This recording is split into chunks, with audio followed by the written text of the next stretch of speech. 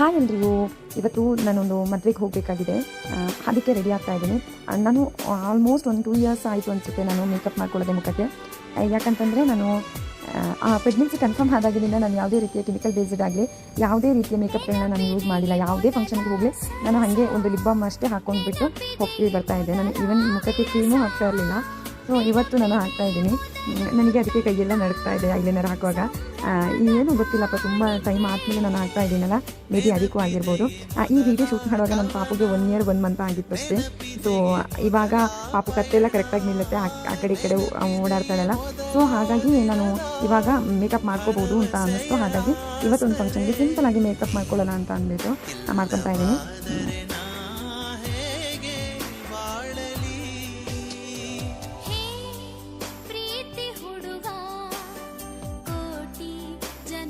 ನಾವು ತಾಯಂದಿರಾಗಿ ನಾವು ಪ್ರತಿ ವಿಷಯದಲ್ಲಿ ಇಷ್ಟು ಯೋಚನೆ ಮಾಡ್ತೀವಲ್ವ, ಇದರಿಂದ ಪಾಪುಗೆ ಏನಾದರೂ ತೊಂದರೆ ಆಗುತ್ತಾ ಅಂತ ಹೇಳಿಬಿಟ್ಟು ನಾನು ಅಷ್ಟೇ, ನಾನು ಅದಕ್ಕೋಸ್ಕರನೇ ನಾನು ಯಾವುದೇ ರೀತಿಯ ಮೇಕಪ್ಗಳನ್ನ ನಾನು ಯೂಸೇ ಮಾಡ್ತಿರ್ಲಿಲ್ಲ. ಆಯಿತು, ನನ್ನಿಂದಾಗಿ ಪಾಪುಗೆ ಯಾವುದೇ ರೀತಿಯ ತೊಂದರೆಗಳಾಗಬಾರ್ದು ಅಂತ ನಾನು ಇವಾಗಲೂ ಪರ್ಫ್ಯೂಮ್ನ ಯೂಸ್ ಮಾಡಲ್ಲ. ಯಾಕಂತಂದರೆ ಅದರಿಂದ ಅವಳಿಗೆ ಇಲ್ಲಿ ತೊಂದರೆ ಆಗುತ್ತೋ ಅಂತ ಯೋಚನೆ ಆಗುತ್ತೆ.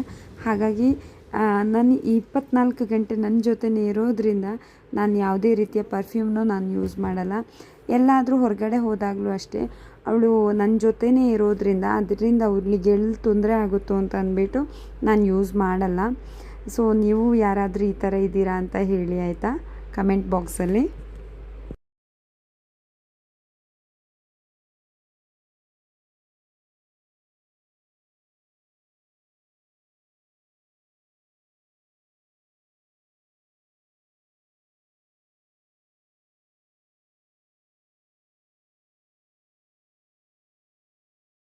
ಕೊನೆಗೆ ಒಂದು ಕುಂಕುಮ ಇಟ್ಟಿಲ್ಲ ಅಂದರೆ ಹೇಗೆ ಅಲ್ವಾ?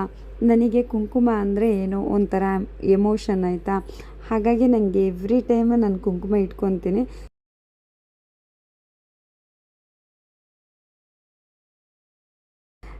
ಆಯಿತು, ಫೈನಲಿಯಾಗಿ ಇಷ್ಟು ರೆಡಿ ಆಗಿದ್ದೀನಿ. ನಾನು ಹೇಗೆ ಕಾಣ್ತಿದ್ದೀನಿ ಅಂತ ಹೇಳಿ ಆಯಿತಾ, ಕಮೆಂಟ್ ಬಾಕ್ಸಲ್ಲಿ. ಹಾಗೆ